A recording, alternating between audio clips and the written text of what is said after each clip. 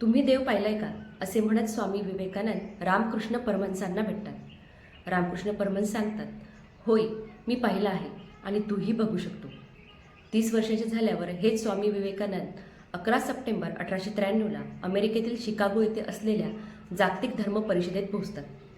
तेव्हा त्यांच्या पेहरावर त्यांच्यावर बरीच टीका केली जाते. पण या सगळ्याला डावलून स्वामी विवेकानंद थेट पोहोचतात ते स्टेजवर. तेव्हा त्यांच्यासोबत हजारो वर्षाची भारतीय परंपरा आणि इतिहासही तेथे पोहोचतात.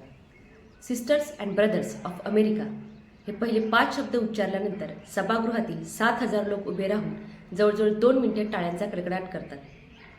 भारतीय संस्कृतीचा झेंडा पुढील 500 वर्षासाठी पाश्चिमात्य देशामध्ये फडकवला जातो. उदारचरितानामतु वसुधैव कुटुंबकम ही शिकवण पाश्चिमात्य देशांना स्वामी विवेकानंद देतात. 12 जानेवारी त्यांचा जन्मदिवस राष्ट्रीय युवा दिवस, नॅशनल युथ डे म्हणून साजरा केला जातो. जय हिंद, जय भारत.